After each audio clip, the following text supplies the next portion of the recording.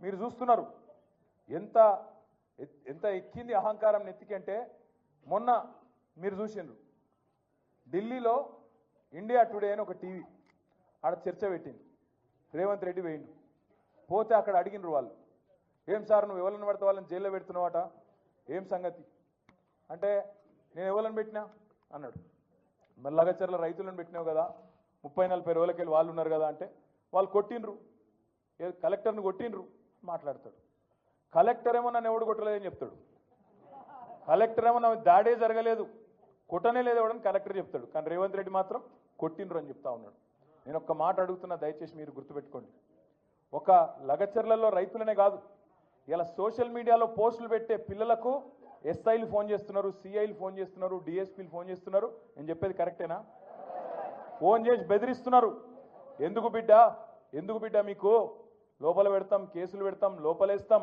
అని మాట్లాడుతున్నారు ఇప్పుడే ప్రవీణ్ గారు చెప్పినట్టు కోస్గిలో మీరు ఇక్కడికి వస్తుంటే హైదరాబాద్లో మీ పార్టీ ఆఫీస్కి మీరు వస్తుంటే మీ ఇంటికి మీరు వస్తుంటే ఆడబెట్టి మీ మీద పీడీ యాక్ట్ పెడతాం లోపలేస్తాం అని బెదిరించుడు దాంతోపాటు ఎల్ఎన్టీ ఎల్ఎన్టీ అనేది ఒక పెద్ద కంపెనీ హైదరాబాద్లో మెట్రో కట్టిరు ఆయన మొన్న మదినప్పుడు హైదరాబాద్కి వచ్చిండు వచ్చి ఆయన విలేకరులతో మాట్లాడుకుంటూ ఒక మాట అన్నాడు ఏమన్నాడు ఈ ఫ్రీ బస్సు పెట్టినాక మాది కొద్దిగా తగ్గింది గిరాకీ అన్నాడు అంటే రేవంత్ రెడ్డి ఏమంటాడు ఎరికేనా నూక్కుని రావని లోపల అంటాడు అని అది ఉన్నది చెప్పుడు కూడా తప్పేనా చెప్పుడే కాదు ఇండియా టుడే టీవీలో చెప్తుండు అని నూకుమన్నా నేను నూకుమంటే వాడు బొంబాయి వారిపోయింది అంటుండు అంటే నీకు ఎవరు ఖిలాఫ్ ఆఖరికి పాపం కానీ ఏం తప్ప ఇంకా యాక్టరు సినిమా యాక్టరు ఈయన పేరు మర్చిపోయాడు ఆయన చెప్పేటప్పుడు పేరు మర్చిపోయాడు తెలంగాణ సీఎం అని చెప్పి అటు చూసిండు కొద్దిగా మనవానికి ఆయన ఎక్కడో తలిగింది అయితే నేనేమంటున్నా గింత అన్యాయం అని పేరు మర్చిపోతే జైలు పెడతావు ఇక గట్లా తయారైండు మన చిట్టినాయుడు నేనేమంటున్నా దయచేసి మీ అందరికి ఒకటే కోరుతున్నా మీకు ఇవాళనే నాంపల్లి కోర్టులో పట్నం నరేందర్ రెడ్డి గారిది అదేవిధంగా 27 మంది రైతులది మొత్తం నిన్న ఇవాళ వాదనలు మొత్తం అయిపోయినాయి అన్న చెప్పింది కరెక్ట్ ఆర్ఎస్ ప్రవీణ్ అన్న 24 రోజులు ఆడికెళ్ళి వికారాబాద్ కోర్టుకెళ్ళి ఇక్కడికి ఫైల్ రాలే అప్పుడు మళ్ళీ పీపీ లేకుండే మళ్ళా మన పట్నం నరేందర్ రెడ్డి భార్య శృతి తర్వాత మన నాయకులు మన లాయర్లు మన లీగల్ సెల్లోళ్ళు పాపం అందరు తనలాడి ఆడ హైకోర్టులో రిజిస్ట్రార్ దగ్గర పోయి ఇట్లా ఉన్నది పరిస్థితి 24 రోజులు అమాయకులు పాపం వాళ్ళు జైలు ఉన్నారు ఇది అన్యాయం అంటే నిన్న ఈరోజు వాదనలు పూర్తయినాయి మరి అన్ని అనుకూలిస్తే అంతా మంచిగా జరిగితే రేపు తీర్పు వెలువడే అవకాశం ఉంది మంచి జరగాలని చెప్పి మనస్ఫూర్తిగా ఆశిద్దాం మంచి జరగాలని మనస్ఫూర్తిగా అందరం కోరుకుందాం దబ్బన మనకు అనుకూలంగా తీర్పు రాకపోతే వెంటనే హైకోర్టుకు పోదాం అవసరమైతే సుప్రీంకోర్టు దాకా కూడా పోదాం వదిలిపెట్టద్దు ఎట్టి పరిస్థితుల్లో రాజీ పడద్దు ఒక్క మాట నేను మిమ్మల్ని కోరుతా ఉన్నా మేము పోయినాం సంగారెడ్డి జైలుకి పోయినాం చెర్లపల్లి జైలుకి పోయినాం ఎక్కడైతే నరేందర్ అని ఉన్నాడో పోయి కలిసినాం మీ నాయకుడు ఎంత గొప్పవాడంటే పట్నం నరేందర్ రెడ్డి మేము చెర్లపల్లి జైలుకి పోతే నేను సబితక్క మహమూద్ భాయ్ ఇంకా మా లక్ష్మారెడ్డి గారు అందరం పోతే శ్రీనివాస్ గౌడ్ సాబ్ కూడా వచ్చిండే ఏమన్నాడు ఎరికైనా నరేందర్ రెడ్డి అన్నా నా గురించి విడిచిపెట్టండి అన్నా ఆ రైతులను విడిచిపెట్టండి రైతులను జల్దీ బయటికి తీసుకొచ్చే ప్రయత్నం చేయండి నేను మంచిగానే ఉన్నా నాకేం కాదు వాళ్ళని చూసుకోండి మీరు అని చెప్పి మీ నాయకుడు పట్నం నరేందర్ రెడ్డి గారు మాకు చెప్పిండు ఒక అంత గొప్ప నాయకుడు మీకున్నాడు మీ కొడంగల్లా భయపడే అక్కర్లేదు రెండవది ఈ అంశాన్ని ఇక్కడితో వదిలిపెడతామని చిట్టినాయుడు అనుకుంటే ఆయనంత పిచ్చోడేవాడు లేడు ఖచ్చితంగా ఢిల్లీలో పార్లమెంట్లో కూడా ఈ అంశాన్ని లేవనెత్తుతాం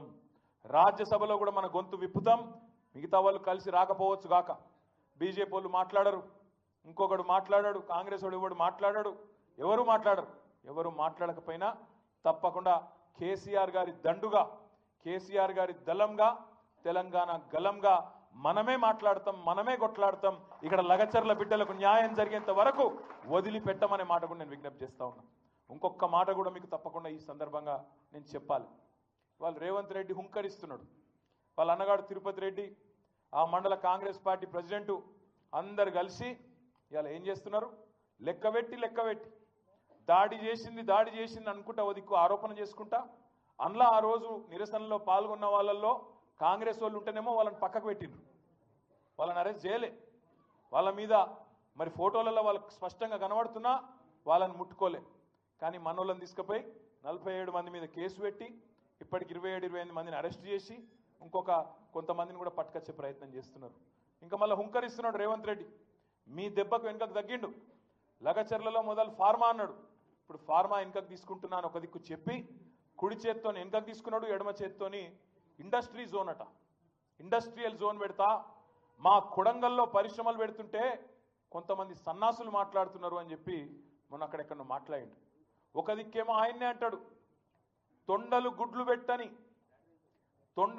పెట్టని భూములు మా కొడంగల్ భూములు, అక్కడ నేను పరిశ్రమ పెడుతుంటే మీకు ఏమైంది అంటున్నాడు. అనగానే నిజంగా నాకైతే మనసులో ఎక్కడో నొచ్చుకున్నది. అరే కొడంగల్ రైతులు ఎవరన్నా మాట్లాడతారా అనుకున్నా నేను. ఒక అమ్మాయి, ఒక ఆడపిల్ల, ఆ అమ్మాయి మాట్లాడింది. ఆ అమ్మాయి వీడియో పెట్టింది తెల్లారికి. తొండలు గుడ్లు పెట్టవన్నావు కదా, మరి ఇదేందా అని వడ్లు ఇట్లా చేతిలో పట్టుకొని, ఇవేందా రేవంత్ రెడ్డిగో నేను చేన్లో నిలబడ్డా, ఇవేంటి వడ్లు కాదా, ఇవి తొండల గుడ్లా అని చెప్పి ఆమె అడుగుతుంటే మరి ఆ చైతన్యానికి నిజంగా కూడా సలాం కొట్టాలనిపించింది.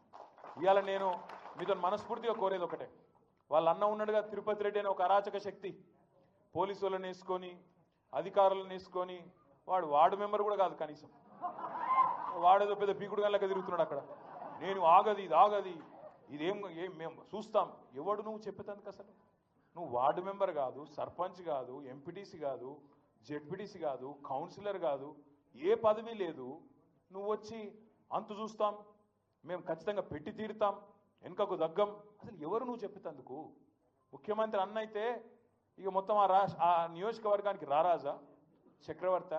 అందుకే తిరుపతి రెడ్డికి కానీ ఇలా కాంగ్రెస్ నాయకులు ఎవరైతే అహంకారంతో విర్రవీగుతున్నారో వాళ్ళని ఒక్కటే ప్రశ్న అడగండి. అంటున్నాడు కదా రేవంత్ రెడ్డి, నేను కొడంగల్లో పరిశ్రమలు పెడుతుంటే మీకు ఎందుకు ఇబ్బంది అవుతుంది అని మాట్లాడుతున్నాడు. ఇలా కొడంగల్ భూములు ఎవరి కోసమో మీకు ఎరికే కదా, అదాని కోసం అల్లుడి కోసం తీసుకుంటున్నాడు. అదాని కోసం అల్లుడి కోసం తీసుకుంటా ఉన్నాడు. అదాని సిమెంట్ ప్లాంట్ పెడతాడట, అల్లుడు ఫార్మా కంపెనీ పెడతాడట అక్కడ.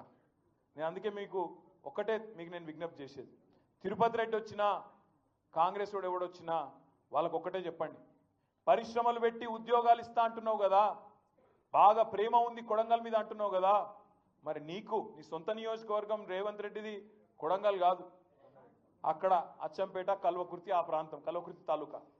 రేవంత్ రెడ్డిని అడగండి, ఆయన కుటుంబాన్ని డిమాండ్ చేయండి, తిరుపతి రెడ్డిని అడగండి. మీకు ఇంత ప్రేమ ఉంటే మీరు ఒక పని చేయండి అన్న, మీకు వెల్దండలో 500 ఎకరాలు జాగుంది కదా, వెల్దండలో ఇప్పుడు అంటున్నావు కదా ఎకరానికి 20 లక్షలు ఇస్తా అంటున్నావు కదా, ఆ 20 లక్షలు ఏదో నువ్వు తీసుకో, 5 లక్షలు మా బీఆర్ఎస్ పార్టీ నుంచి మేము ఇస్తాం నీకు, ఆ భూములలో పెట్టు నువ్వు పరిశ్రమ, అదాని పరిశ్రమ తెచ్చి గన్ల పెట్టు, అనవసరంగా మాకొద్దు ఈ దరిద్రం అని చెప్పండి గట్టిగా. ఎందుకంటే సొంత ఊరు మీద ప్రేమ ఉండాలి కదా, మీ మీద ఇంత ప్రేమ కురిపిస్తున్నానికి సొంత ఊరు మీద కూడా ప్రేమ ఉండాలి కదా, కల్వకుర్తి తాలూకా మీద. అక్కడ పెట్టు మరి నీ భూములలో. రైతులకు ఇస్తానంటున్నావు కదా 20 లక్షలు, నువ్వు తీసుకో 20 లక్షలు, మీదికెళ్ళి 5 లక్షలు బీఆర్ఎస్ పార్టీ నుంచి మేము ఇస్తాం. 500 ఎకరాలు అంటున్నావు కదా, ఎకరానికి ఒక 5 లక్షలు ఇస్తాం, తీసుకో. చేస్తాడా ఈ పని రేవంత్ రెడ్డి? ఇస్తాడా ఆయన భూమి? ఆయన భూమి ఇయ్యడంట. కానీ పేద రైతుల భూములు, గిరిజనులు, దళితులు, బీసీలు, నేను కలిసిన అందరినీ, అందులో ఒక పిల్లగాడు పంచాయతీ సెక్రటరీ ఉన్నాడు, ఆయనను కూడా తీసుకుపోయి లోపల వారేసారు. రాఘవేంద్ర యాదవ్ ఆ పిల్లగాని పేరు.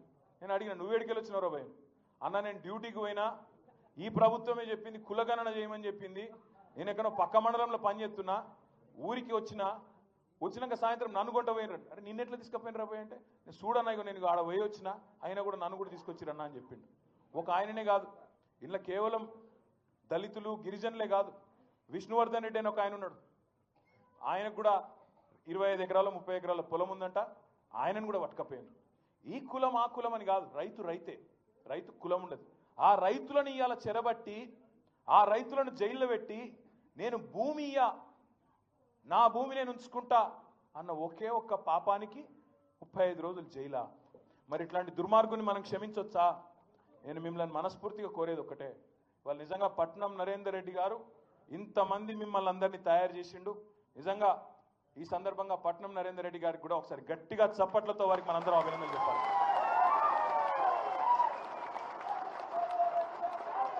దురదృష్టం